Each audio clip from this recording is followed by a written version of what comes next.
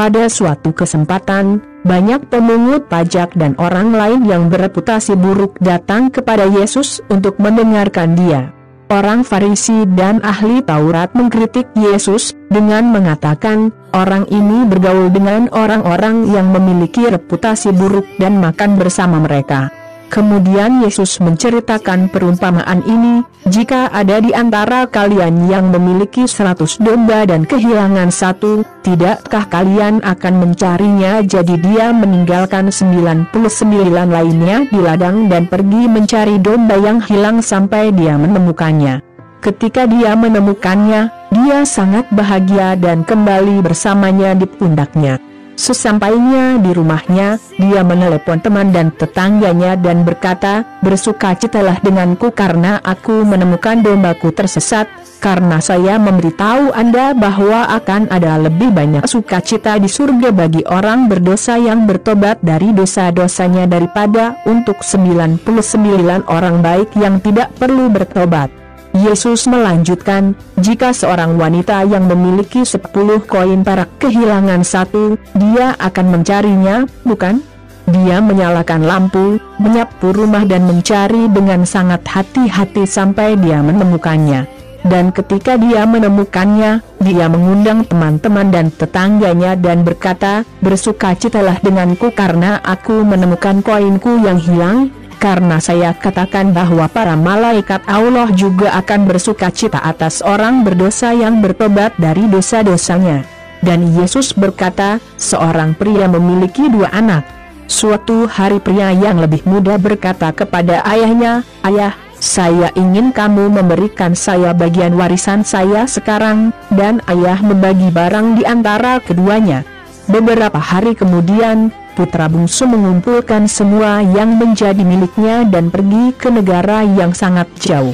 Di sana dia menjalani kehidupan yang penuh dengan dosa dan menyia-nyiakan semua yang dia miliki. Anak laki-laki itu telah menghabiskan segalanya ketika terjadi kelaparan hebat di negara itu, dan dia mulai membutuhkan. Kemudian dia mencari salah satu penghuni negeri itu dan meminta bantuan. Yang terakhir mengirimnya ke peternakannya untuk merawat babi.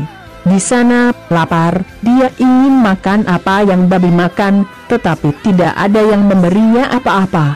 Dia menyadari, berapa banyak pekerja ayah saya yang memiliki sisa makanan, dan saya di sini kelaparan. Saya akan kembali ke rumah ayah saya dan berkata, "Ayah, saya telah berdosa terhadap Tuhan dan terhadap Anda dan aku tidak lagi pantas disebut anakmu.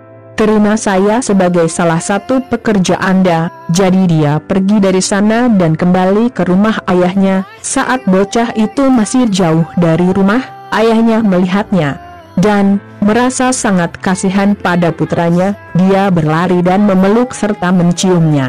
Dan putranya berkata, "Ayah, aku telah berdosa terhadap Tuhan dan terhadapmu dan aku tidak lagi pantas disebut anakmu." Tetapi ayah memerintahkan karyawan, "Cepat, bawakan pakaian terbaik dan dandani dia. Letakkan cincin di jari dan sandal di kakinya. Juga bawa dan bunuh anak sapi yang gemuk. Mari kita mulai merayakannya karena anakku ini sudah mati dan hidup kembali, hilang dan ditemukan." Dan pesta dimulai. Sementara itu, anak laki-laki tertua sedang di lapangan. Ketika dia kembali dan mendekati rumah, dia mendengar musik dan suara tarian.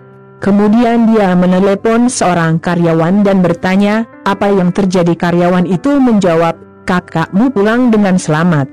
Itulah sebabnya ayahmu membunuh anak sapi yang gemuk itu." Putra tertua marah dan menolak masuk.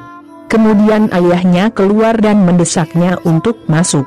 Tapi dia menjawab, "Saya telah bekerja sebagai budak untuk Anda selama bertahun-tahun dan saya tidak pernah melanggar perintah dari Anda.